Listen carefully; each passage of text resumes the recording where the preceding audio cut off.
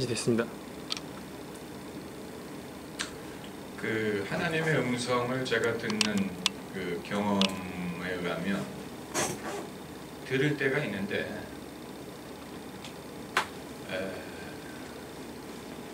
한도 끝도 없이 듣게 되진 않아요. 그러니까 사람이 대화하는 거하고 비슷해요. 사람이 대화할 때 어느 정도 충분히 커뮤니케이션이 됐다고 판단이 되면 대화를 멈추죠. 그래서 여러분 중에 수다를 많이 떠시는 분이 계실지 모르겠습니다만 저의 성격은 충분히 의사소통이 됐다고 판단이 되면 더 이상 할 말도 없고 듣고 싶지도 않아요. 적어도 그 순간만큼은. 그렇다고 그 다음에 안 듣는 건 아니에요. 다음에 또 어떤 기회가 되면 다시 대화를 할 것입니다. 마찬가지로 하나님의 음성을 듣는 것도 음성이 들려올 때가 있어요. 음성이 들려온다는 말은 마음속에 깨달아진다는 거죠. 마음속에 깨달아집니다. 그건 여러분이 직접 경험해 보지 않으면 설명할 수가 없습니다. 귀로 듣는 음성이 아니에요. 공기의 파장을 통해서 이 귀로 들려오는 목소리가 아니고 영혼을 통해서 듣는 것입니다. 그런데 하나님의 음성이 들려올 때 우리 생각은 한도 끝도 없이 미주알 고주알 물어보고 싶은 거 다 물어보고 하나님이 백과사전 식으로 모든 비밀을 말씀하실 것 같은데 저의 경우에는 그 순간에 하나님이 하고 싶은 말씀을 전하시고 그리고 이제 여기까지다 라는 그런 감이 와요. 그렇기 때문에 그 다음에 호기심으로 조금만 더 말씀해 주십시오. 조금만 더 이런 제가 그런 요청을 하지 않아요. 아마 여러분은 기왕 하나님의 음성이 들리면 기왕 물어보아야 되지 않겠습니까? 그렇게 생각하실지 모르지만 하나님은 당신이 말씀하고자 하는 것만 말씀하시지 미주알 고주알 우리에게 이런저런 불필요한 일까지 다 말씀하시는 건 아니에요. 우리에게 필요한 만큼만 필요한 것에 대해서만 말씀하십니다. 그러니까 성경적인 이해가 예수님이 부활하신 후에 요한복음을 보면 베드로에게 얼마나 정겹게 요한의 아들 시몬아 내가 나를 사랑하느냐 3번이나 물어보셨지. 그리고 내 양을 먹이라. 그리고 장차 베드로가 어떤 식으로 하나님을 영화롭게 하며 죽을지에 대해서 말씀하셨어요.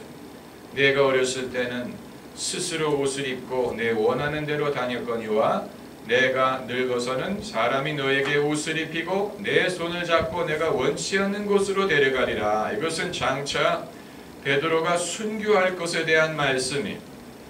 그런데 그 순간에 베드로가 예수님이 사랑하시는 제자가 옆에 있는 것을 보고 이 사람은요? 라고 물어봤어요. 요한은 어떻게 될 것입니다. 라는 질문. 그때 예수님이 내가 다시 올 때까지 그가 있게 할지라도 너와 무슨 상관이냐? 너는 나를 따르라. 이렇게 말씀하시고 요한에 대해서 베드로가 물어본 것에 대해서 1절 말씀하기를 거부하셨어요. 그러니까 주님이 우리에게 필요한 말씀을 하시고 나에게 관계된 것을 말씀하시지 내가 불필요한 것, 나와 상관이 없는 나에 대한 하나님의 뜻에 관계가 없는 다른 것에 대해서 호기심으로 물어볼 때 하나님이 거기에까지 대답하시는 게 아니에요. 이건 성경에서 우리가 발견하는 아주 중대한 원리입니다. 그러므로 믿음의 사람은 압니다. 하나님이 여기까지 말씀하신다. 여기까지가 대화다. 이제 대화가 끝났다. 이것을 알게 된다. 그리고 하나님이 언제 말씀하실지 우리가 예측할 수가 없지만 그런데 제가 지금까지 신앙생활하면서 발견한 것은 하나님이 더 자주 또 주기적으로 말씀하시는 때와 장소가 있어요. 신기한 것입니다. 주님이 주기적으로 말씀하시는 때와 장소가 있어요. 제가 옛날에 부교육자로 섬기던 교회에서는 수요 예배 시간에 목사님의 설교 끝나고 통성기도할 때 주님이 다음 주일날 제가 해야 될 설교의 제목과 주제를 주실 때가 많았어요. 그러니까 참 신기한 것이죠. 그 때와 그 장소에서 주님이 자주 말씀을 하시는, 이처럼 하나님은 언제든지 당신이 원하시는 대로 우리에게 말씀하실 수 있지만 종종 사용하시는 방법이 있고 때가 있습니다.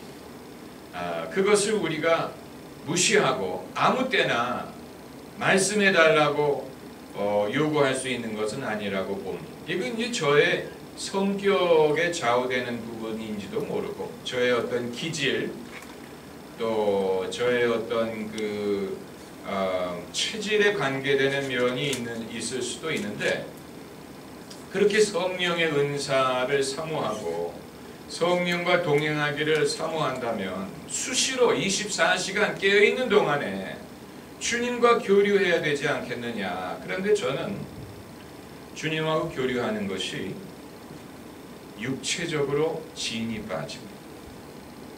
피곤해집니다. 그래서 어느 선을 넘으면 더 이상 하고 싶지가 않고 쉬고 싶어요. 감당할 수가 없어요. 몸이 기진맥진하고 감정적으로 기진맥진하고, 그렇기 때문에 아마 이게 육신의 한계라고 보는데, 육신이 감당을 못하는, 육신이 이제 나도 좀 쉬자, 내가 하고 싶은 일을 좀 하자, 이렇게 육신이 외치는 것 같아요.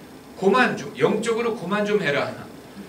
이제 육신이 좀 놀자, 육신의 시간을 좀 갖자. 이 옛날에 조영기 목사님이 한번 설교하시다가 이런 얘기를 했어요. 미국에서 어느 부흥사가 와서 부흥회를 인도하시는데, 이 부흥 목사님이 저녁에 집회가 끝나면 숙소에 가서, 조영기 목사님은 이분이 신령한 분이기 때문에 숙소에 가면 철야 기도를 한다든가 그럴 줄 알았는데 소설책을 읽으시더라고요. 저녁에 집에 가서 소설책을 읽으시더라고요. 그래서 조 목사님이 처음에는 시험을 받았어요. 저분 타락했다. 밤에 숙소에 가서 세상 소설책을 읽는다. 그 얘기를 했어요. 그랬더니 그 부흥 목사님이 이건 자네가 아직 철이 없어서 그렇다. 경험을 좀 더 쌓아봐야 된다. 사람이 영적인 일을 하다가 지치면 회복하기 위해서는 뭔가 재미있는 일, 자기가 하고 싶은 일, 그리고 사역과는 상관이 없는 다른 일을 해야 휴식을 얻을 수가 있고 또 힘을 회복할 수가 있고 다음날 계속해서 사역을 할 수가 있다. 만약에 그렇지 않고 영적인 것만 하게 되면 완전히 지쳐버려가지고 번아웃 돼버린다.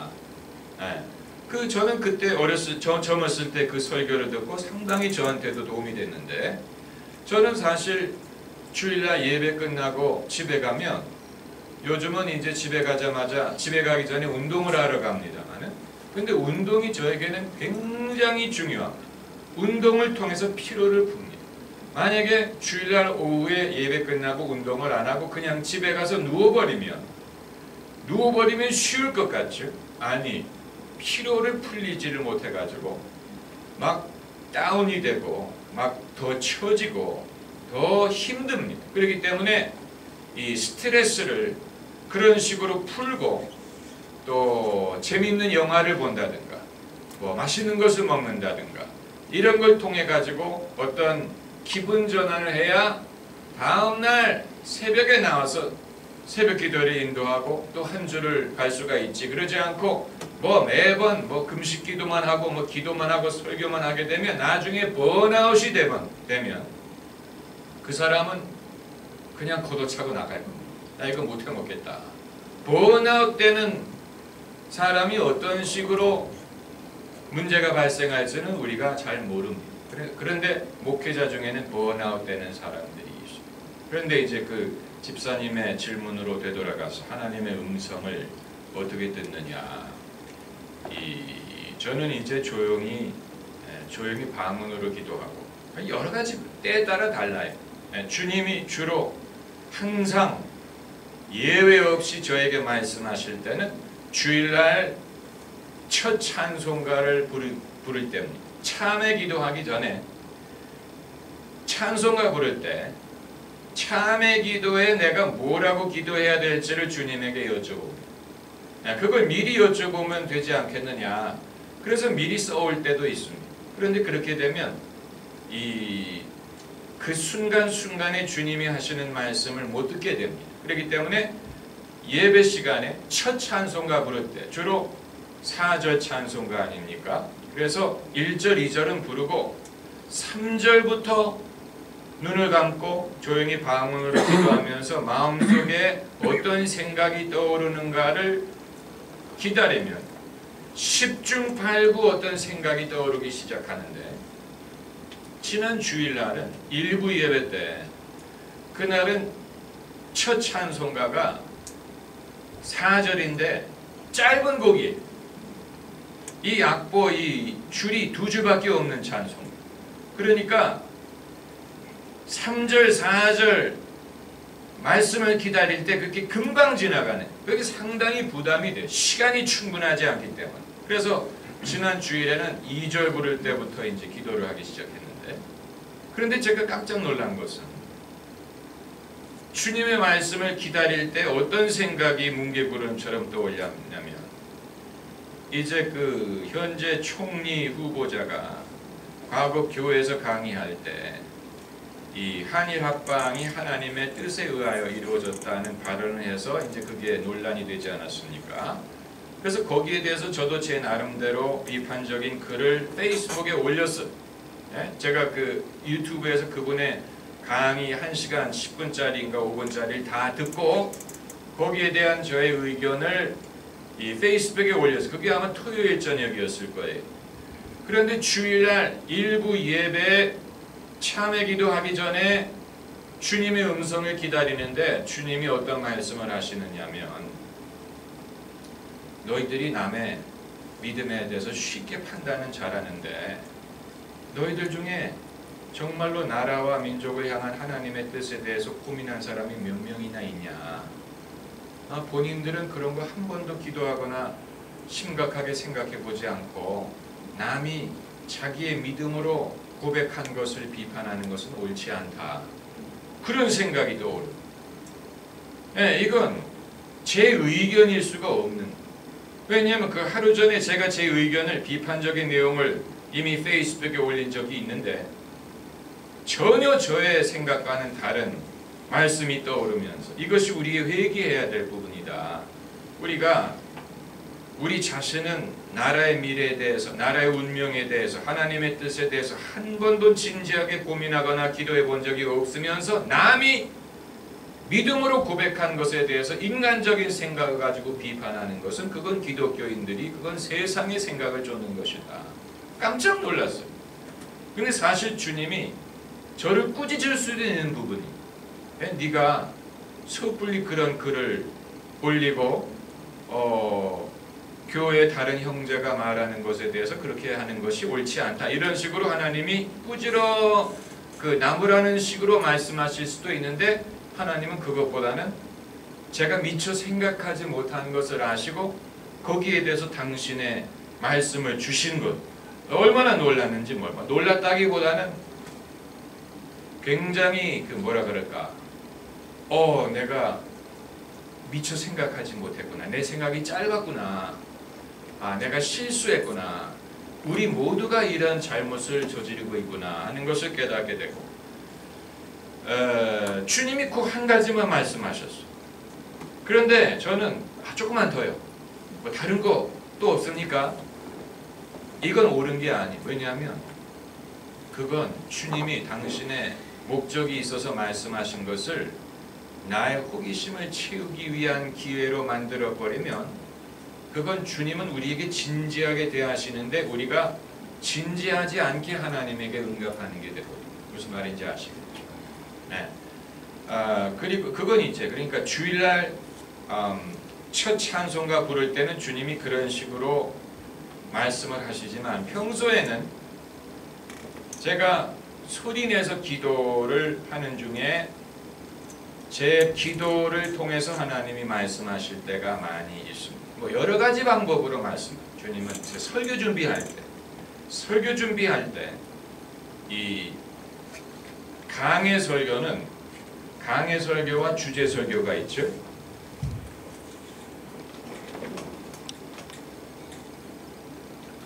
강해 설교는 성경 구절을 순서대로 읽어나가면서 설교하는 것입니다. 그렇기 때문에 다음번에 어느 구절을 설교해야 될지를 염려할 필요가 없습니다. 네. 지난번에 한 구절 다음을 하면 됩니다. 반대로 주제 설교는 문자 그대로 주제가 떠올라야 됩니다. 내가 이런 주제에 대해서 말하고 싶다. 그래서 주제 설교를 하려면 주제와 성경 구절이 떠올라야 됩니다. 그렇기 때문에 주제 설교는 강해 설교보다도 훨씬 더 영적인 감동에 의존할 수밖에 없는 방법이에요. 그러나 강해 설교도 본문이 정해졌다고 해서 그 본문에 대해서 무슨 말을 할지도 정해진 건 아니에요. 그 본문을 내가 읽고 이 본문에서 하나님이 어떤 면을 말씀하고자 하시는가를 깨달아야 됩니다. 내가 무슨 말을 할지를 알아야 강해 설교도 제대로 설교를 할 수가 있지. 그러지 않고 그냥 성경 구절 읽어 나가면서 여러분 어떻게 생각하세요? 뭐 주님이 이렇게 말씀하셨습니다. 그 다음 구절 읽으십시다. 뭐 이런 식으로 성경 공부하듯이 하는 게 아니고 이 본문을 통하여 우리가 주목해야 될 것, 주님이 강조하고자 하시는 것이 이것이다 라고 제시를 해야 되는데, 그러므로 강해 설교든 주제 설교든 뭔가 생각이 떠올라야 됩니다. 뭔가 생각이 떠오르고 생각이 떠오르는 것뿐만이 아니고 요것을 다음 주일날 전해야 되겠구나 하는 느낌이 들어야 됩니다. 이건 정말 하나님의 영감이에요. 그런데 하나님의 은혜로 저는 이 설교의 토픽을 얻는 것이 시간이 많이 걸리지 않습니다. 저는 참 감사하게 생각하고 그게 하나님이 주신 은사의 하나라고 봅니다. 시간이 많이 걸리지 않고 많이 고민하지 않습니다. 그건 아마 교회에 하나님이 주신 은혜가 축적이 돼서 맨땅에 헤딩하는 식으로 설교할 필요가 없고 이미 상당히 많은 분량의 말씀과 은혜가 축적이 되어 있기 때문에 가능하다고 봅니다. 반대로 처음 가는 교회에 가서 설교할 때는 정말 뭐를 설교해야 될지 몰라서 고민되는 부분이 많이 있습니다. 또 주례 설교할 때, 주례할 때 제가 평소에 주례사를 다 정해가지고 달달 외워서 주례하지 않습니다. 그렇게 하는 목사님들도 계십니다. 그러나 저는 결혼식마다 하는 설교 내용이 다릅니다.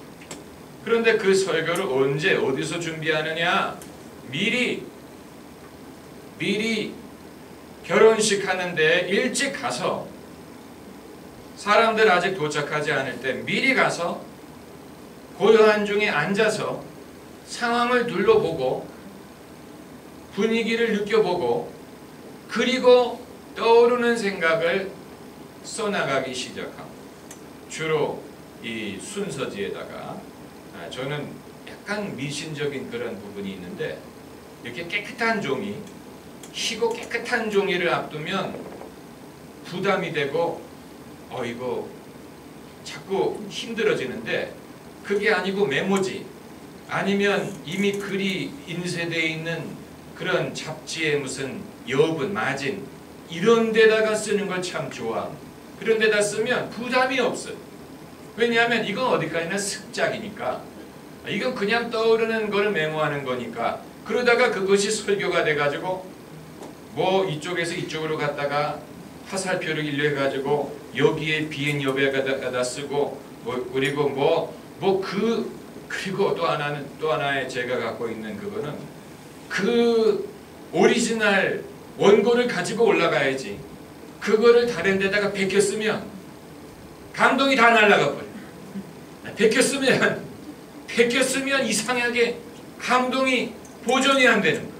그래서 그 잡지 여백에다가 깨알 같은 글씨로 쓴 것을 오려돼 가지고 그거를 가지고 올라가.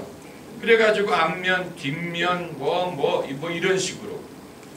그래 가지고 이거는 정말 화살표가 일로 갔다가 절로 갔다가 1번, 2번, 3번, 4번 그 제대로 보지 않으면, 왜냐면 거기에 다른 글씨도 인쇄가 되어 있기 때문에 손으로 쓴 글씨만 읽어야 돼. 그런데 그렇게 해야 은혜가, 그렇게 해야 은혜가 되고, 그렇게 해야 잘 되고, 그렇게 해야 부담이 없어. 그러지 않고 그냥 백지, 아주 깨끗한 백지를 앞에 두면,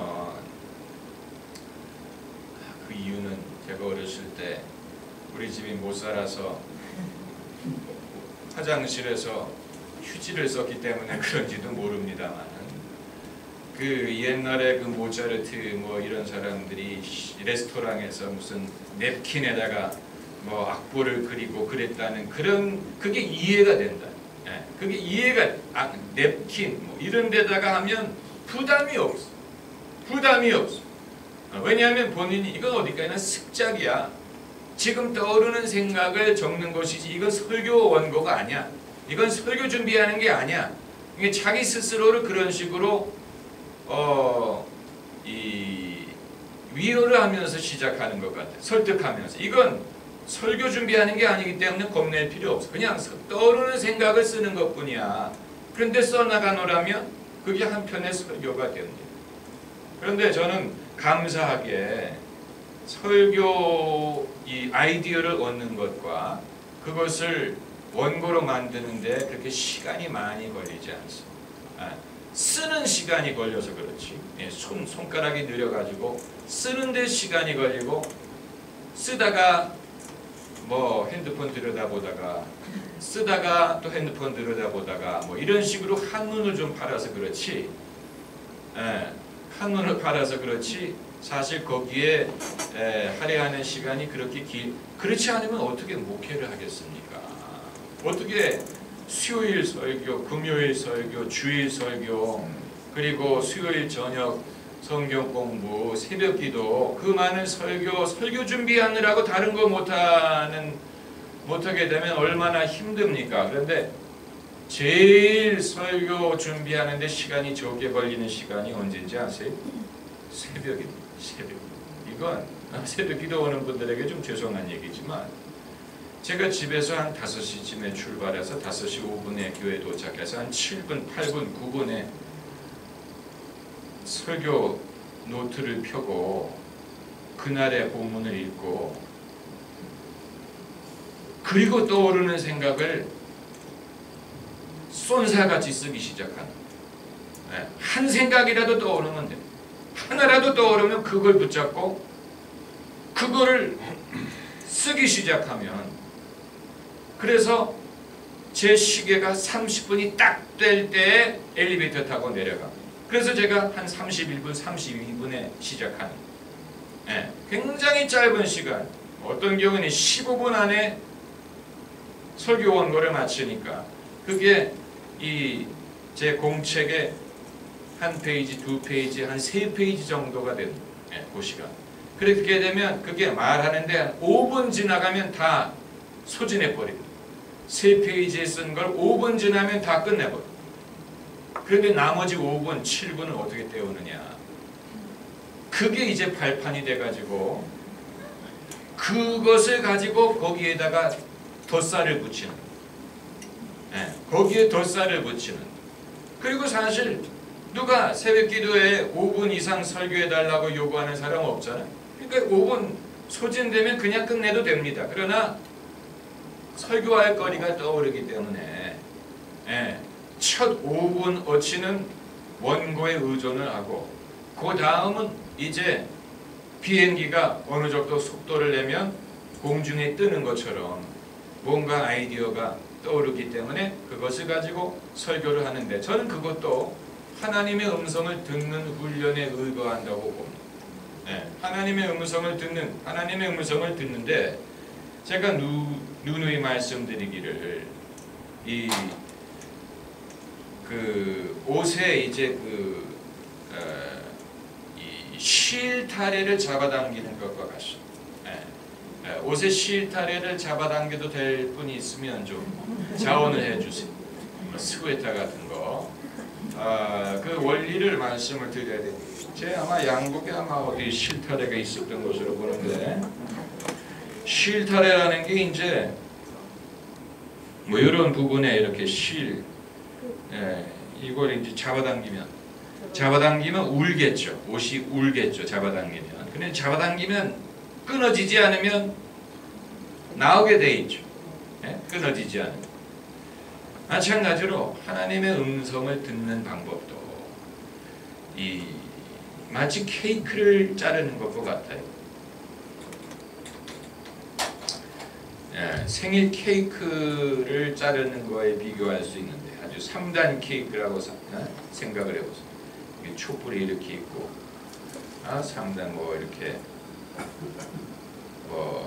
이렇게 했어요. 근데 케이크는 이쪽에서 자르면 그 속에 그 단면이 나오겠죠.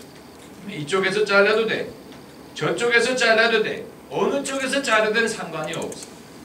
어느 쪽에서 자르든 케이크를 자르는 한 그 케이크를 결국은 먹게 돼 있어. 하나님의 음성도 어느 쪽에서 시작하느냐는 사실 그렇게 중요하지 않다고. 어느 쪽에서 시작하든 어떤 주제든 하나님이 말씀하고자 하시는 것을 내가 감지해서 거기에서 대화를 시작할 수 있다면, 거기에서 시작해서 얼마든지 하나님이 원하시는 주제에 대해서 접근을 할 수가 있어. 시작을 하는 게 중요해요. 시작.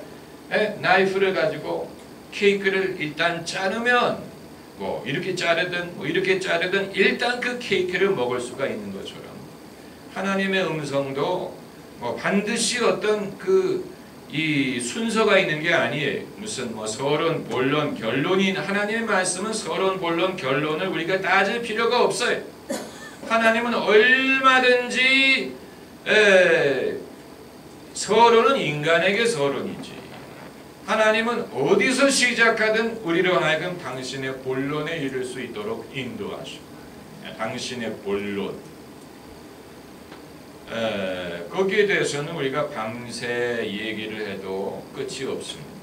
아마 성도님들 중에는 제가 설교할 때 영화 얘기를 하는 것에 대해서라든가 무슨 뭐 이런 것에 대해서 뭐 목사님이 영화만 보나 보다, 무슨 뭐 영화의 뭐 전문가이신가 보다, 뭐 여러 가지 얘기를 하는데, 제가 그런 그 예화를 듣는 목적은 단 하나입니다.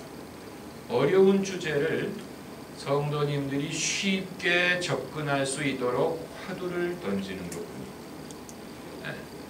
처음부터 제가 무슨 뭐 인간의 궁극적인 관심사와 인간의 상과 사와 실존적인 이 인간의 앙스트를 통하여 우리가 어떻게 이 구원과 실존적인 인생의 문제에 대한 해답을 얻을 수 있을 것이며, 무한한 장구한 역사 속에 이 모래알과 같은 우리 인간이 이 우주와 같은 세상에서 어떤 의미를 찾으며 우리는 어디서 와서 어디로 가느냐, 뭐 이런 식으로 사람들이 무슨 말 하느냐, 그리고 그게 나하고 무슨 상관이 있느냐, 이렇게 생각할 수 있는 것을, 어려운 주제, 심각한 주제, 영적인 주제, 신앙을 필요로 하는 주제를 밥상에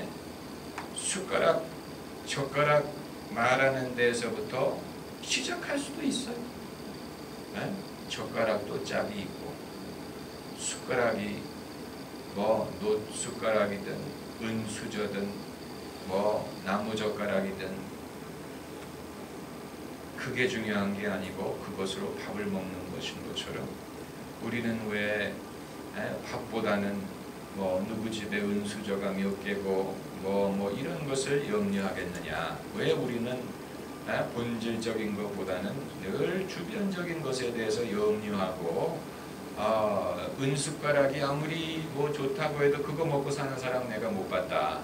은숟가락, 젓가락, 숟가락으로 시작한 것입니다만 거기에서 시작해서 얼마든지 좀 더 핵심적인 주제에 접근할 수 있다는 이 영어도 마찬가지. 무슨 뭐 영화 아무 영화나 이름을 영화 제목을 던져보세요. 사운드 오브 뮤직, 사운드 오브 뮤직.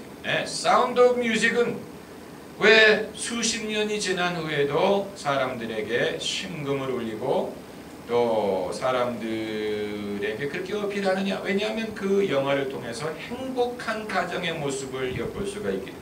행복한 가정. 그 가정에 무엇이 들어온 다음에 행복해졌느냐?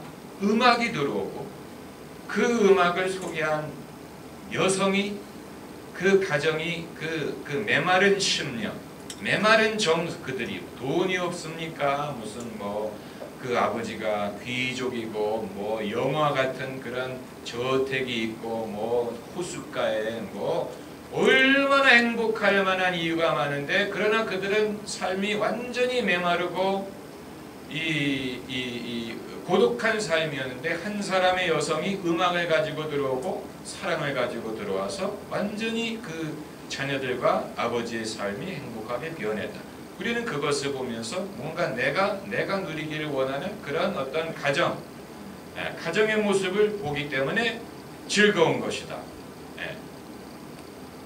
얼마든지 거기에서 신앙적으로 접근할 수가 있어요. 어려운 얘기를 할 필요가 없이. 그러니까 이것은 제가 말을 잘해서 그런 게 아니고 하나님이 만드신 모든 것이 선하니 감사함으로 받으면 버릴 것이 없느니라. 기도와 하나님의 말씀으로 거룩하여지니라. 그러니까 모든 것 속에 하나님의 진리를 접근할 수 있는 그런 문이 있다는 것.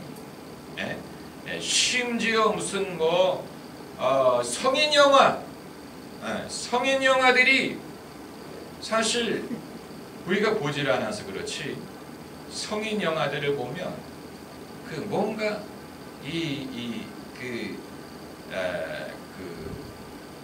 친밀함에 목말라 하는 인간의 그 발버둥치는 모습, 뭔가 누군가가 나를 만져주었으면, 누군가가 나의 마음을 만져주었으면, 내가 누군가와 마음을 열고 친해질 수 있었으면 하는 인간의 본능적인 욕구를 반영하고 있는데 불행한 것은 현대사회에 그러한 관계가 부재하다 보니까 사람들이 엉뚱한 그런 어떤 육신에 탐닉하는 그런 방법으로 순간적인 친밀함을 얻고자 하는 이 왜곡된 현대인의 모습을 반영하는 사실 이런 우리가 이 탑으로 여기는 그런 그 죄 뭐 이런 세상의 그런 그릇된 것으로 여기는 그런 것 속에 훨씬 더 이 망가진 인간의 모습을 솔직하게 보여주고 얼마나 사람이 하나님을 필요로 하고 예수 그리스도의 구원을 필요로 하는가를 보여주는 많은 증거들이 있어요. 오히려 이런 중산층의 부르주아적인 삶에는 그런 모습이 적어요. 모든 게 반듯해야 되고 모든 것이 이렇게 질서정연해야 되고 인간의 연약함을 보여주면 안 되고 가정이든 자녀든 뭐 교육이든 뭐 부부든 모든 것이 이렇게 반듯한 모습만을 보여주려고 하는 사람들에게는 그런 거리를 찾기가 어려운데 이런 이 사회 변두리에 그런 이 흉내를 낼 필요도 없고 낼 수도 없는 사람들의 삶에 오히려 인간의 적나라한 모습 속에 사람들이 부인하지만 부인할 수 없는 현실을 보여주는 것이 더 많아요. 더 많습니다. 그러니까 하나님의 음성을 듣는 것은 사실 신기한 일, 또 하나님이 입이 없는 분이 아니에요. 네, 그 고린도전서 12장에 너희가 과거 이방인이었을 때는 말 못하는 우상에게로 끄는 대로 끌려갔으나, 그 말은 예수 그리스도에게 온 후에는 하나님이 말씀하신다라는 말을 하려는, 그래서 성령으로 말하는 자는 누구도 예수를 저주받을 자라 하지 않고 성령으로 말미암지 않고는 아무도 예수를 주시라 할 수 없느니라. 이렇게 이제 말에 대해서 나오는 것인데, 그건 하나님은 말씀하시는 분이라는 것을 말하고자, 하나님은 말씀하시는 분이, 다만 제가 아까 말씀드린 것처럼 저만 그런지는 모르겠는데 인간의 육신이 감당할 수 있는 게 한계가 있기 때문에, 제가 수년 전에 새벽 기도의 시간에, 수년 전, 몇 년 전인도 잊어버렸어요. 새벽 기도의 시간에 제가 저희 아이에 대해서 염려하는 마음, 하나님, 네? 우리 아이에 대해서 걱정이 됩니다. 그때 주님이 순간적으로 말씀하셨어요. 너희 아이에 대해서 내가 갖고 있는 계획을 네가 모르는구나. 네. 그 말씀이 그야말로 순간적으로 와닿았어요. 그런데 그때 그게 뭔데요? 라고 물어봤었어요. 근데 그거 물어봤어요. 네. 쇠도 당김에 빼라고. 쇠가 뜨거울 때 두드리라고. 그게 뭡니까? 라고 물어봤었어야 되는데 안 물어봤어. 왜 안 물어봤는지 아세요? 왜냐면 아니 겁나서 좋아하네. 네? 아니요. 아니에요. 왜 안 물어봤을까? 심리적으로 생각해야 돼요. 아니에요. 이상. 왜 안 물어봤을까? 말씀 안 하실까봐? 아니에요. 네? 뭐라고요? 계획대로 갈 것이니까. 뭐요? 하나님 계획이 내 생각 다를까봐? 아니, 계획대로. 하나님 말씀을 하고 있는 준비해 주셨을 것이라고. 네. 비슷한데 그렇기 때문에 그걸 한마디로 설명하는 단어가 있어요. 안심? 네? 그런 자꾸 경건한 언어 쓰지 마세요. 공감. 그냥 안심된. 안심. 근데 비슷한데 그거보다 좀 더 정확한 단어. 위로요? 그거보다 좀 다른 단어. 평안. 그 평안이나 안심이나 그게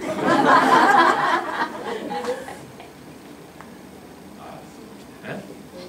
확신이나 안심이나 다 그게 그거지. 반반. 그걸로 좋겠기 때문에. 그걸로 좋겠어요. 저의 모든 염려에 대해서 그 한마디로 좋겠기 때문에 더 이상 물어볼 필요를 느끼지 않았어요. 네, 그걸로 좋겠다. 그게 사실 그 하나님이 하나님과 우리의 관계에 우리가 더 이상 푸시할 필요를 느끼지 않는 이유가 바로 그거. 이걸로 족하다. 이걸로 됐다. 난 이걸로 족하다. 더 이상 뭐 들을 필요 없다. 그 이해가 되시죠? 족하다. 이걸로 족하다. 이걸로 족하다. 그때는 그걸로 좋겠거든. 근데 지금은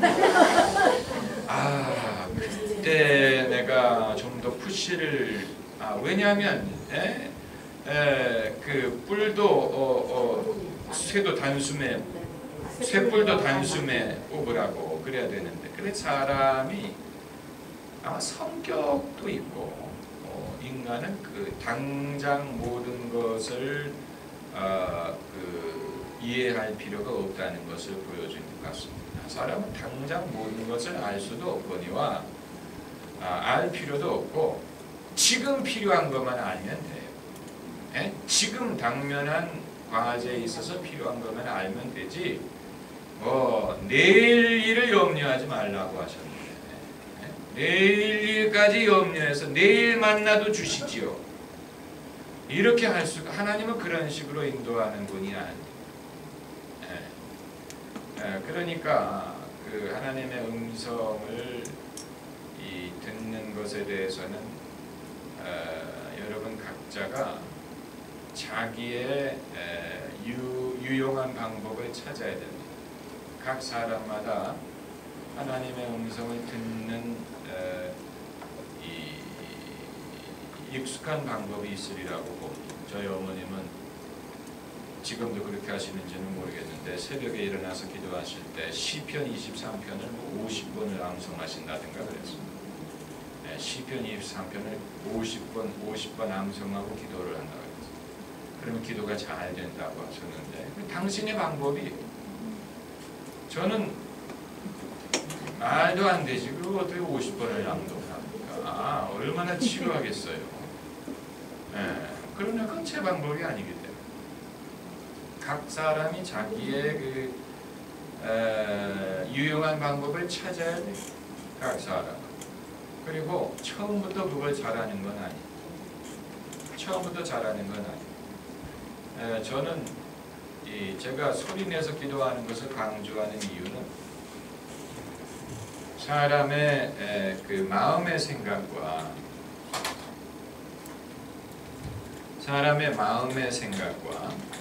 마음에 떠돌아다니는 생각과 입의 고백과 어느 것이 더 정확하고 어느 것이 더 신뢰할 수 있느냐. 저는 입의 고백이 더 정확하고 신뢰할 수 있다고 봅니다. 왜냐하면 마음의 생각을 입으로 말하는 과정에서 많은 걸러지는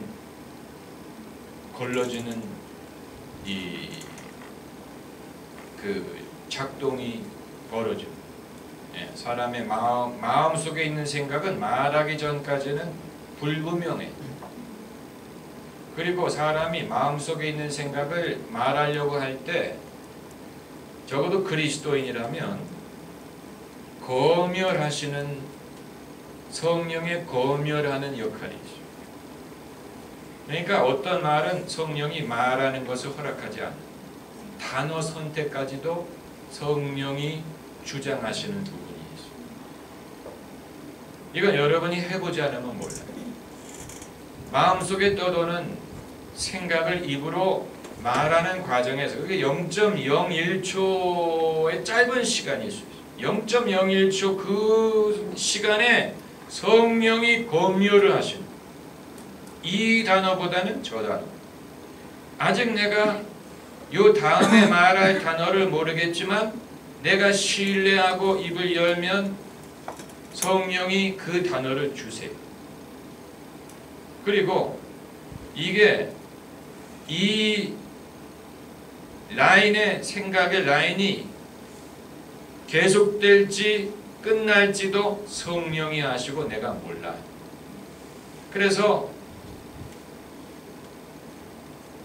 그러니까 그건 설명을 하기가 좀 어려운데 이 문장 구조가 하나님이 우리에게 이 일을 허락하심은 우리로 하여금 경건한 것을 배우고 또 확인하고 또 서로에게 격려하고 또 성경 말씀에 의거하여 우리가 확인하고 또 경험이 있는 사람을 통하여 배우고 그것이 남에게만 유용하지 않고 나도 할 수 있다는 것을 깨닫게 함이 위함입니다. 제가 지금 이제 한 문장을 말했어요. 그런데 제가 이제 되풀이한 부분들이 있죠. 하나 예를 말씀드립니다. 아직도 할 말이 남아있다는 감정이 남아있기 때문에 제가 문장을 끝내지를 않은 거예요. 그리고 마지막 구절 그때 여기까지다라는 감흥이 왔기 때문에 문장을 끝내는 무슨 말인지 아시겠습니까? 그러니까 성령의 감흥을 쫓아 말할 때 이 문장이 얼마나 길게 나올지, 이 수식어가 몇 개가 등장할지, 몇 가지로 설명을 하실지를 미리 아는 게 아니고 그 마음의 감동이 계속 오픈되어 있으면 끝나지 않은 거고, 뭔가 이제 닫았다라는 느낌이 들면 거기서 끝내는, 이것이 이제 우리가 입으로 고백을 하는 기도가 그냥 마음으로 생각하는 것보다도 훨씬 더 정확하고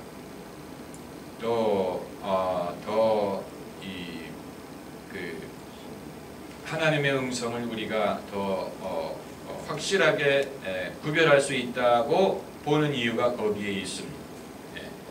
사실 마음에 떠도는 생각은 신뢰하기 어려울 때가 많습니다. 마음에 떠도는 생각. 마음에 떠도는 생각은 뭐 별의별 거예요. 떠도는 생각. 우울할 수도 있고, 분노일 수도 있고, 음란함일 수도 있고, 아니면 그냥 배고프다. 나 배고파 죽겠다. 나 빨리 집에 가서 발 씻고 자야지. 오늘 저녁에 월드컵 가야 되는데, 이런 생각이 떠들어요. 우리 생각. 그러나 적어도 성령의 인도를 받는 사람이라면 입을 열어서 나 배고파 죽겠다라고 말하지 않아요. 사람들 앞에서. 나 피곤해 죽겠다. 못해 먹겠다. 이런 말 안 해. 그냥 마음속에는 그런 생각을 하더라도 사람들 앞에서 말을 할 때 그런 말을 하지 않죠. 당연히 걸러지지. 성령의 검열이란 말은 어느 누구도 쓰지 않은 말이지만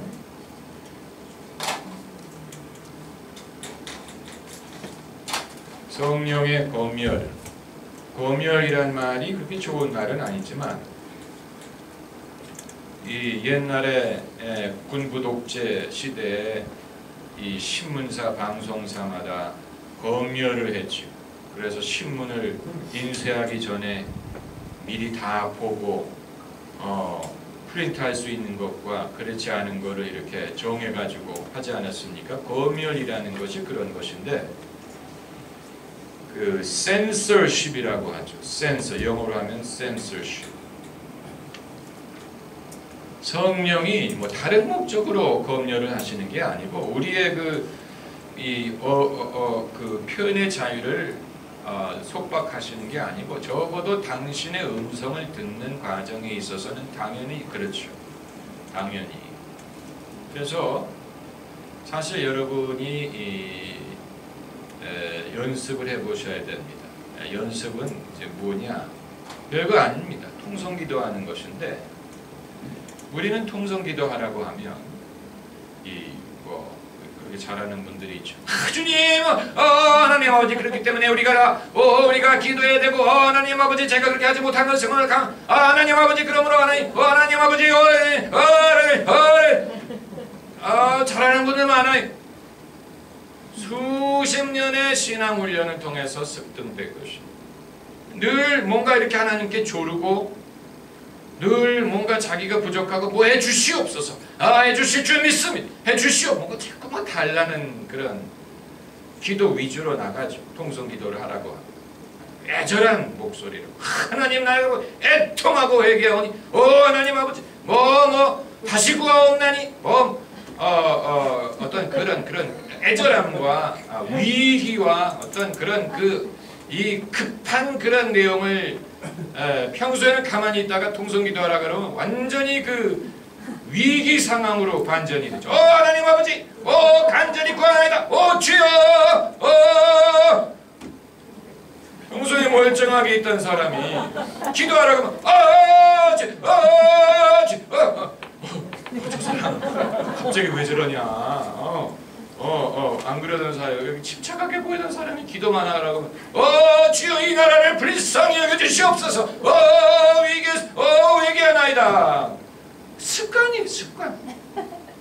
기도를 그렇게 해야 되는 줄로 생각합니다. 그게 나쁘다네. 성령이 그렇게 기도하게 하시면 당연히 그렇게 해야 되는데, 그런데 그러한 기도가 더 효과적인 통성 기도를 바로 막을 수가 있습니다. 저는 이 통성 기도를 하기 위해서 소리를 내서 기도하는 거가 아니고 생각의 그 정리, 단어의 선택, 그리고 이 마음속에 그냥 떠다니는 생각이 아니고 정말로 성령이 말하게 하시는 정제된 언어를 위해서 소리를 내서 기도를 합니다. 이게 하루아침에 된 게 아니에요. 수십 년의 훈련을 통해서, 연습을 통해서 그렇게 된 것인데, 제가 소리 내서 기도할 때 영어로 기도한다고 말씀드렸죠. 그 이유는 은혜를 영어로 받았기 때문에 그렇습니다.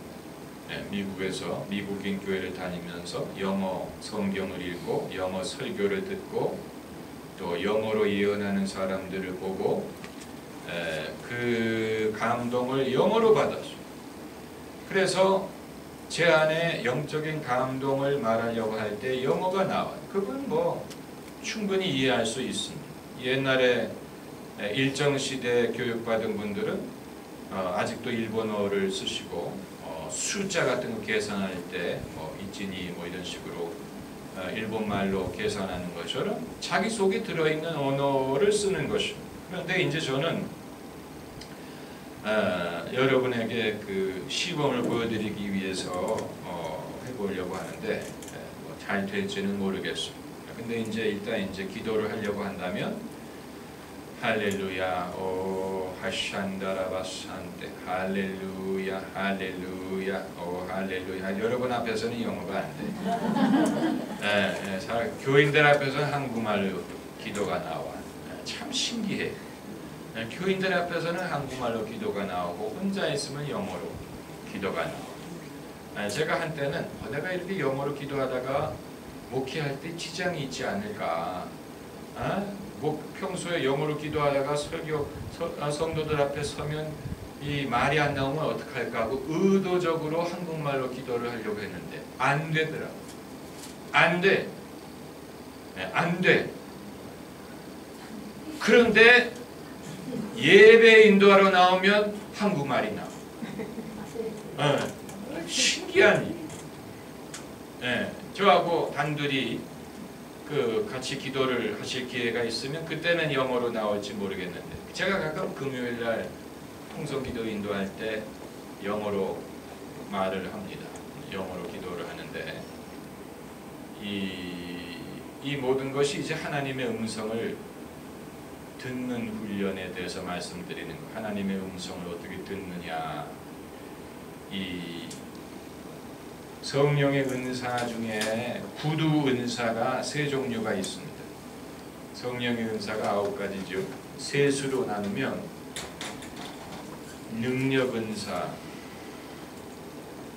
또 지식 은사, 구두 은사 이렇게 셋으로 나눌 수 있습니다. 능력 은사는 믿음의 은사, 능력 행함, 병 고침이.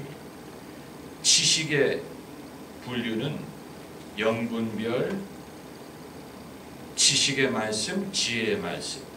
구두의 은사는 방언, 방언 통역, 예언. 구두의 은사라 함은 우리의 목소리를 사용한다는 얘기입니다. 목소리를 사용한다. 그래서 제가 목소리를 강조하는 것이죠. 말을 강조하는 것이죠. 당연히 방언은 소리내서 하는 것이고 방언 통역도 소리내서 하는 것이고 예언도 적어도 고린도전서 14장에서 말하는 예언은 구두로 하는 예언. 14장에 무슨 뭐 환상으로 예언하는 것이라든가 그런 거 나오지 않습니다. 그건 구약 성경에 나오고 사도행전에 나오고 요한계시록에 나오지만 고린도전서 14장에 나오는 예언은 구두로 하는 예언이 구두로 하는 예언. 여러분이 실습할 때 보니까 이미 상당한 숙련이 되는 분들이 계십니다. 그건 상당히 좋은 일이에요.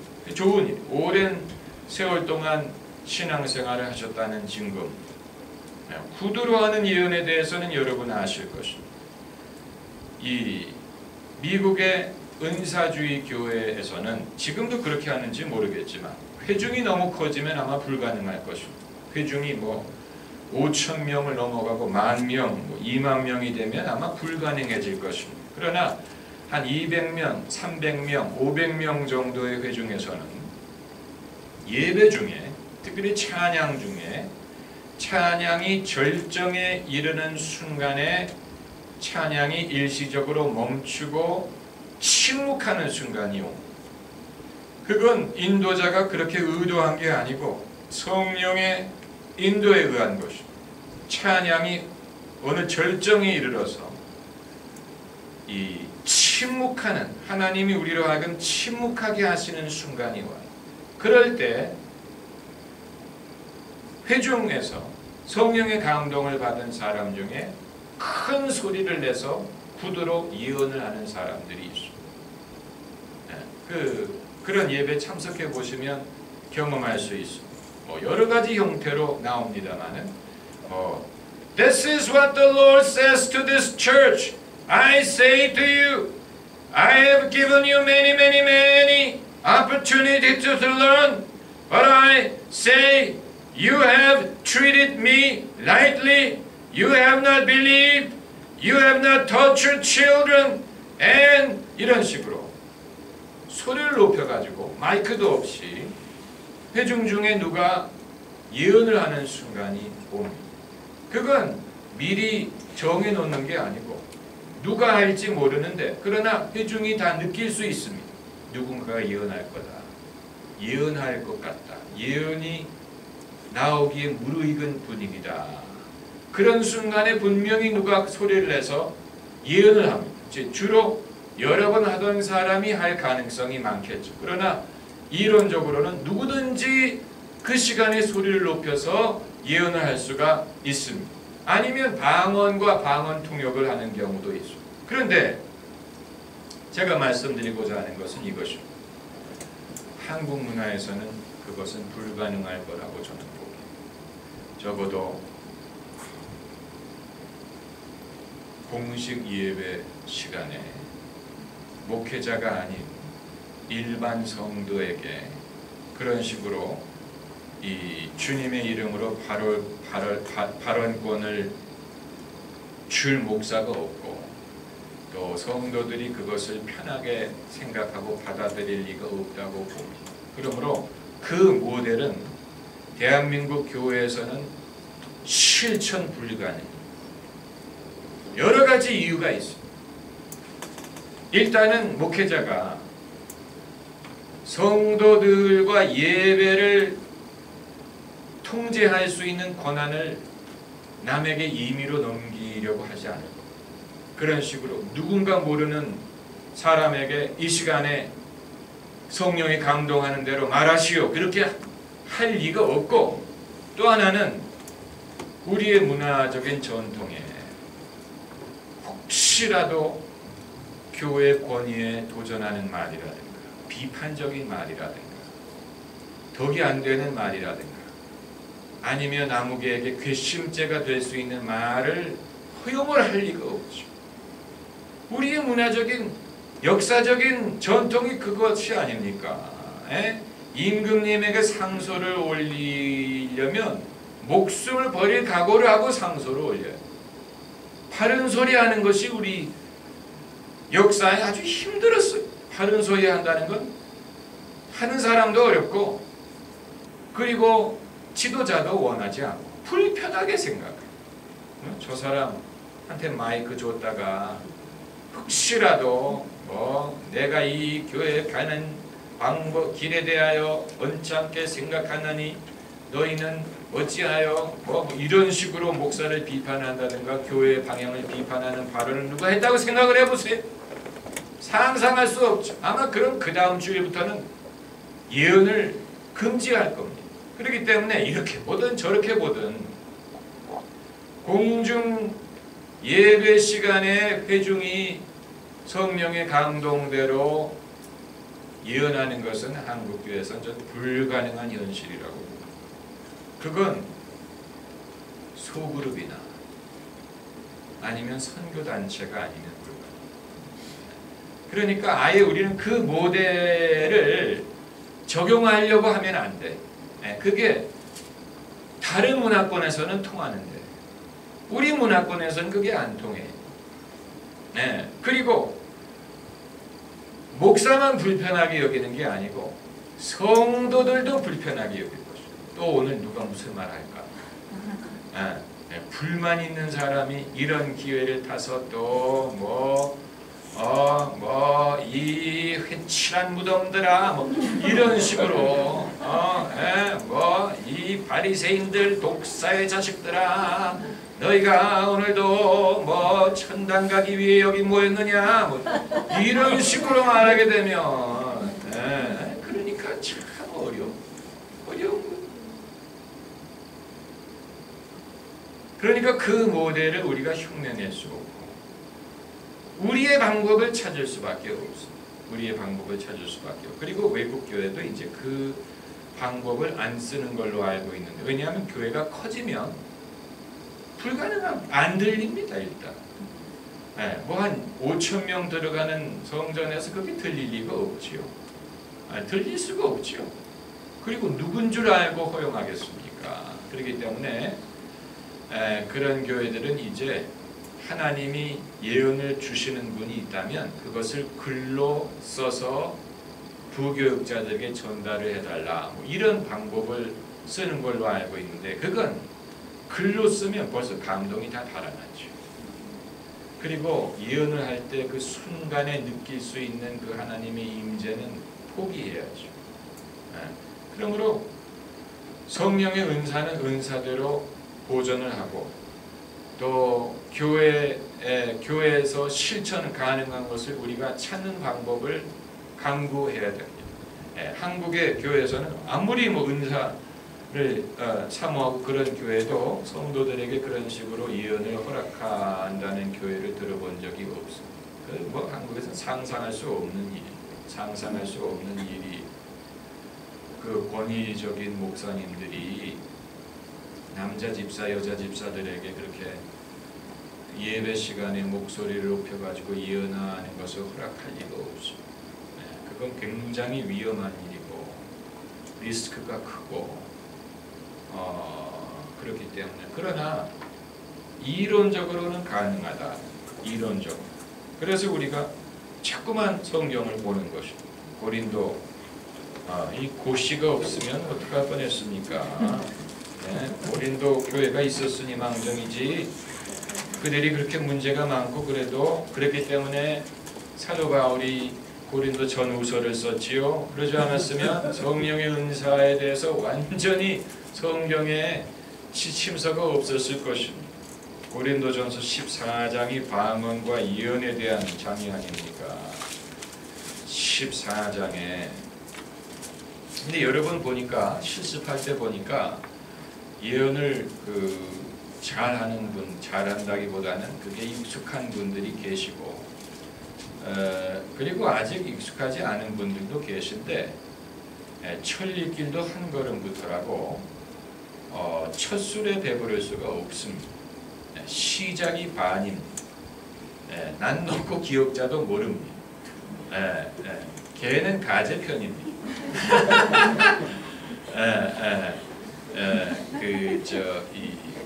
사돈이 낱말합니다.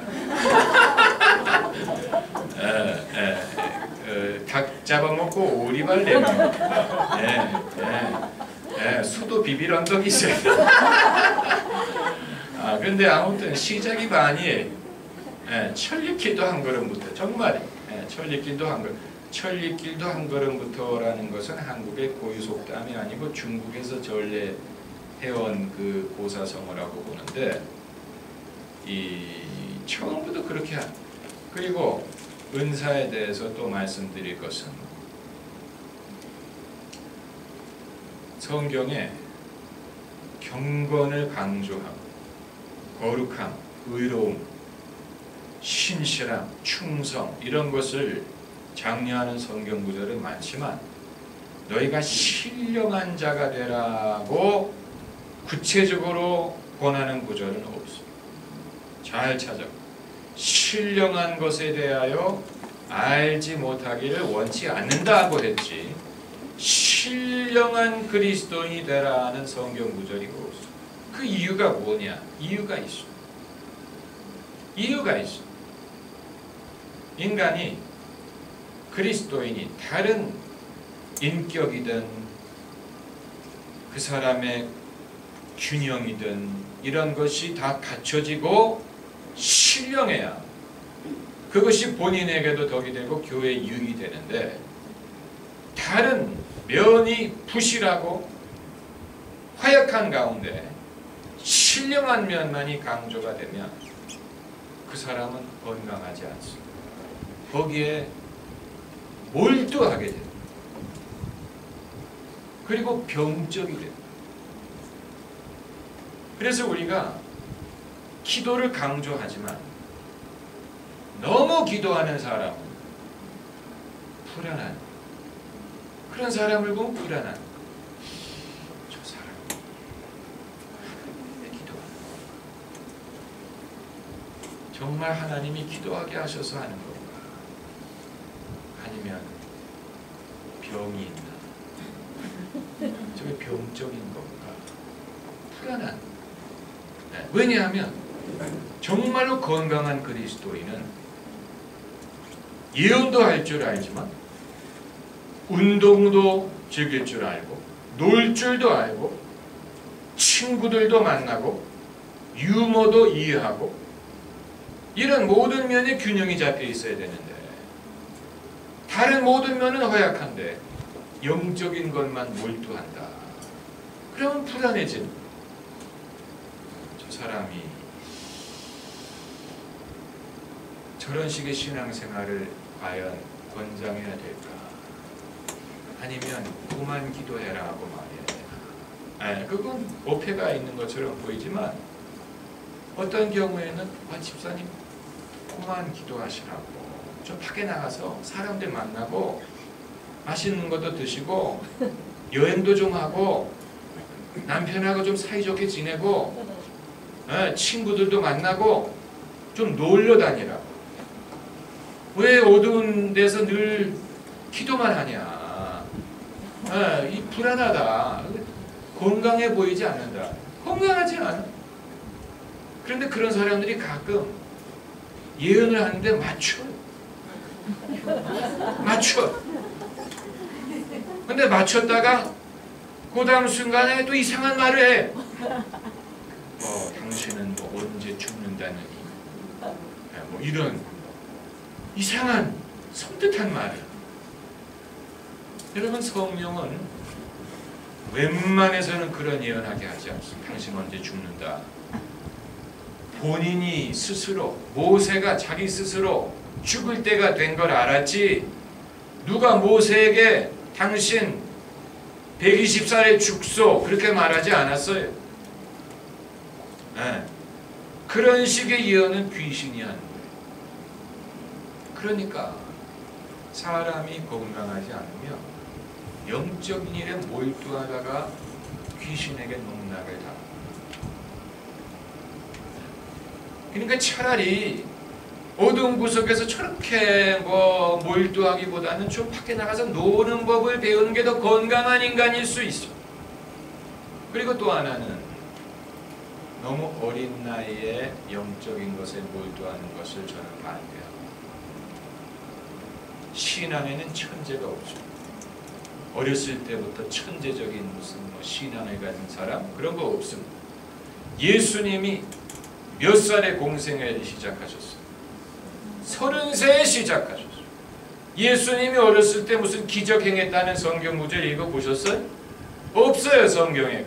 예수님은 평범하게 사셨어요. 예수님이 하나님의 아들이라고 어렸을 때 무슨 병자를 고치고 무슨 예언하고 그러지 않았어요. 만약에 예수님이 그렇게 했다면 정상적인 성장을 하지 못했을 것입니다. 영적인 천재는 없어요. 음악, 미술, 운동, 다른 면에는 천재가 있을 수 있는데 영적인 면에는 평범하고 건강하게 자라나는 것이 본인에게 유익한. 그러지 않고 아직 사춘기도 안 된 여자애가 무슨 비밀을 알고 예언을 하고 그래서 동네 사람들이 줄을 서서 그 집 앞에 줄을 서가지고 예언을 듣는다. 그런 사람은 자칫하면 무당됩니다. 무슨 말인지 아시겠죠? 어린애가 그런 거 하는 거 그거 본인에게도 전혀 유익하지 않습니다. 그 아이의 발전에 큰 지장이 돼요. 어린 나이에 무슨 이 무병을 앓는다는 사람들이 보면 그 사람이 건강하지 않죠. 정신적으로 건강하지 않죠. 정신적으로 건강하지 않은 사람이 영적인 것을 접합니다. 무병을 앓아요. 그래서 자신의 팔자라고 생각하고 무당이 되죠. 그걸 거부하지 못하죠. 본인이 굉장히 불행하다고 생각합니다. 이건 아주 비극적인 것이고요. 그런 사람도 정상적인 삶을 살 수가 없어요. 성경이 말하는 성령 충만한 사람은 그런 사람이 아니에요. 그런 정상적인 삶을 포기하고 무슨 늘 기도만 한다든가 무슨 어두운 데서 예언만 한다든가 그런 성경이 말하는 믿음의 사람은 그런 인물이 아니에요. 그런 인물이 아닙니다. 이 엘리사 선지자가 한 번은 자기가 대머리라는 것을 애들이 놀린 것을 보고 저주했더니 산에서 곰이 나와가지고 물어 죽였잖아요. 사람들이 그거 보면 이런 선지자가 있냐, 무슨 그런 성깔이 있냐, 어떻게 하나님의 사람이 애들을 저주해가지고 곰이 와서 물어 죽게 하느냐. 그건 사실 맞는 얘기예요. 왜 이런 일이 있을까? 왜 이게 성경에 기록되어 있을까? 그런데 한 가지 그게 보여주는 게 뭔지 아세요? 엘리사도 평범한 인간이었다. 엘리사가 화를 낼 줄 알았어. 누가 대머리라고 흉볼 때 엄청 싫어했어. 다시 말하면 건강한 사람이었어요. 건강한 인간이었어. 그걸 보여주는. 완전히 화가 여기까지 나. 그래가지고 그들 저주했는데 곰이 나와서 그들을 물어 죽였죠. 얼마나 무서운 일입니까? 근데 그게 엘리사가 원기왕성한 남자였다는 얘기. 화를 낼 줄 알고 자기를 컨트롤 못할 때가 있었다는 얘기. 그게 잘했다는 얘기는 아니지만 적어도 그가 어떠한 사람이었는지를 보여주는 단서가 되는 거죠. 우리는 이 영적인 사람은 그런 감정도 없고 누가 대머리에 하늘로 올라가라 그러면 감사해요. 그런 친절한 말을 이런 사람이 아니라 그런 사람이 아니 그런 사람이 아니. 화를 낼 줄 알았어. 순간적으로 화를 냈어.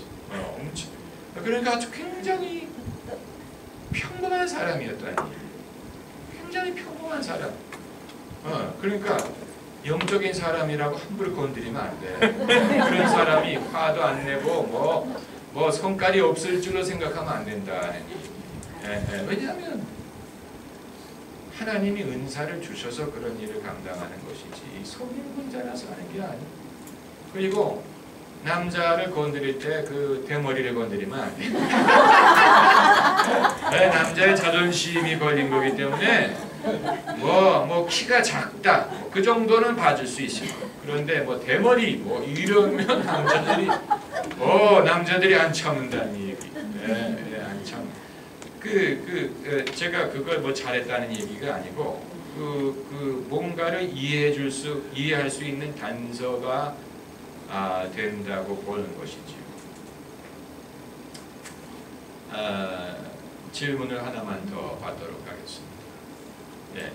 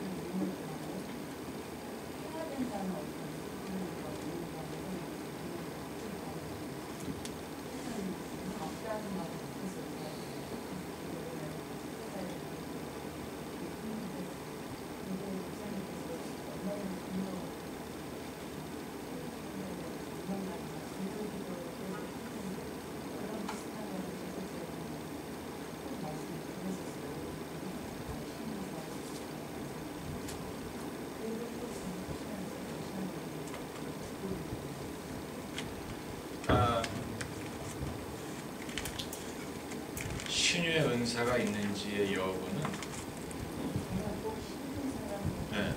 확신해. 신유의 은사가 있는지의 여부는 누가 와서 병 낫기를 기도해달라고 찾아오는 것이 증거예요. 결국은 사람들이 찾아와야 돼.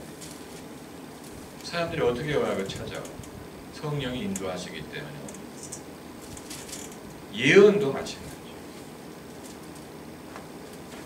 제가 성경 구절을 지금 생각나지는 않는데 성경적인 근거가 있어요. 진짜 숙련된 선지자는 사람이 자기에게 하나님이 내게 주시는 말씀이 있습니까? 라고 묻기 전에는 예언을 하지 않는다. 그 말은 진짜 예언의 은사가 있는 사람도 사람들이 찾아온다. 찾아오는 거 기도를 부탁하는 데서 은사를 확인할 수가 있다. 그러니까 내가 찾아가서 뭐 이렇게 하지 않아도 찾아오는. 결국 은사는 전부 다 그 섬기기 위한 것 아닙니까? 교회를 유익하게, 성도들을 유익하게. 그러므로 가장 확실한 증거는 사람들이 찾아오고 그리고 간증을 해야 돼. 내가 기도를 받았는데 나았습니다. 뭐 내가 문제가 해결이 됐습니다. 뭐 이런 식으로 내가 뭐 이전엔 소경이었는데 지금은 보게 됐습니다. 네. 남의 입으로 증명을 해요. 내 입으로 하는 게 아니고 남의 입으로 증명을 해서 아 저분이 나를 위해서 기도했는데 내가 병이 나았습니다. 남의 입으로 증거하게 하는 것이 가장 확실한 증거. 그러니까 우리가 주관적으로 검증하는 데는 한계가 있어요. 우리가. 근데 권사님이 경험하신 것은 성령으로부터 온 것이 확실한 것 같아요. 그거 더 이상 염려하실 필요가 없고 그게 진짜인가 아닌가 더 이상 염려하실 필요가 없고 은사의 여부는 사람들이 찾아오고 이 은사가 깊고 확실한 사람은 정말 귀신같이 알고 찾아와요. 성령이 인도하는. 제가 신학교 다닐 때 어떤 여학생이 자기에게 누가 기도를 받으러 오니까 당신이 어렸을 때 이 성추행을 당했느냐라고 물어보고 그 첫 번째 질문. 그랬더니 그렇다고 대답하더라고요. 성령은 항상 그 문제를 가진 사람을 나한테 보내주시더라. 그거 어떻게 알겠어요? 성령이 인도하셔. 본인이 과거에 그런 상처를 겪고 치유를 받아본 경험이 있기 때문에 하나님이 그런 문제가 있는 사람을 보내는 거예요. 그 특별한 사역이지요. 그러니까 가장 확실한 증거는 사람들이 나에게 도움을 요청하고 기도를 요청하고 거기에 효험이 있었다는 것을 간증하고 남의 입을 통하여 확인을 하는 그 성경 말씀이 있어. 너의 입으로 하지 말고 남의 입으로 증거하라 그런 말씀. 그러면 여기까지 내가 가서 이렇게 일부러 굳이 이렇게 그건 이제 뭐 둘 다죠. 그 복음을 전하기 위해서 우리가 가야지. 항상 오는 그러나 오게 하실 때도 있었죠. 고넬료가 사람을 보내서 베드로를 초청했죠. 우리한테 와달라, 우리에게 와서 말씀을 전해달라. 그 에티오피아 사람도 우연히 이렇게 성령이 만나게 하셨죠. 그런 일도 있지만, 그러니까 그것도 사실 그 일리가 있는 말씀. 우리는 너무 우리가 가는 것만 강조하려는 그런 면이 있는데 자꾸 가야 된다, 보내라, 가라 뭐 이런 식으로 막 그러는데 정말 성령이 역사하실 때는 찾아와요. 이 존 윈버 목사님이 쓴 파워 이벤젤리즘, 능력 전도라는 책에 맨 뒤에 보면 사례 케이스, 사례가 이렇게 있는데 그 중에 하나가 토론토의 어느 목사님이 힘들게 어렵게 목회를 하다가 좌절하고 이 존 윈부 목사의 컨퍼런스를 통해서 다시 새 힘을 얻어가지고 토론토로 돌아갔는데 전혀 모르는 사람이 전화를 해가지고 우리들에게 와서 말씀을 좀 전해달라. 그래가지고 가보니까 일가 친척들이 다 모여있더라는 거죠. 그래서 그들에게 복음을 전하고 그들이 예수님을 믿고 그게 그 시발점이 돼가지고 큰 교회가 됐다. 이런 간증이 나오거든요. 그러니까 정말 우리가 자꾸만 이렇게 찾아가는 것도 있지만 하나님이 보내시는 거를 간과할 수 없어요. 성경적인 근거가 있습니다. 하나님이 보내시는, 예배한 사람을 보내시는. 결국에는 내가 가고 싶은 마음이 성령이 그렇죠. 하는 거니까. 그럼 테레스에 있는 그런 보면 오란다고 다 가지 않고 이렇게 자기 편안한 그런 식으로, 그러니까 자유하게 성령이 그냥. 그분은 이제 여러 곳에서 오라고 그러니까 그럴 만한 배짱이 있지만 어쩌다가 한번 오라고 하는 사람은 그것마저 그러면 좀 배부른 소리가 되겠죠. 잘 되겠지만 제가 어떤 저 사람이 앞에 저 사람 보고 가야 되고 예, 그렇죠. 예, 그러니까 아마 그 논리를 받아들이지 못하는 그리스도인들도 있을 거예요.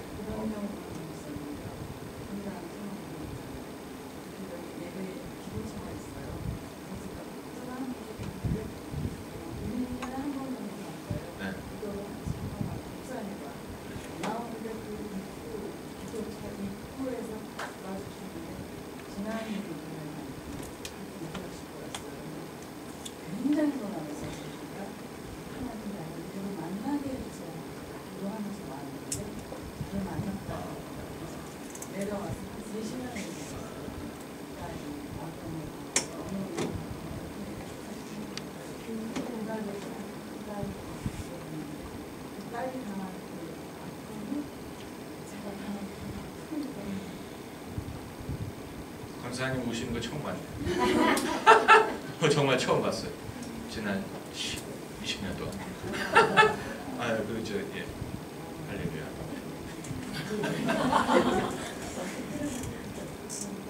네.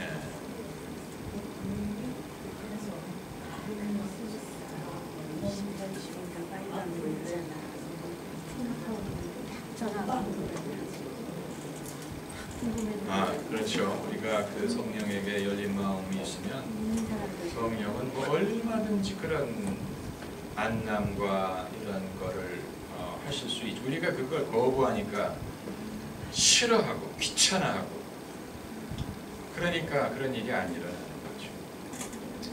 우리가 조금만 더 하나님에게 시간을 드리고 조금만 더 하나님에게 헌신하면 얼마든지 그런 신기한 그런 일들이 많이 일어나요. 거기에 있어서는. 그러면 오늘은 이런 실습을 한번 해보겠습니다. 이제 끄셔도 됩니다.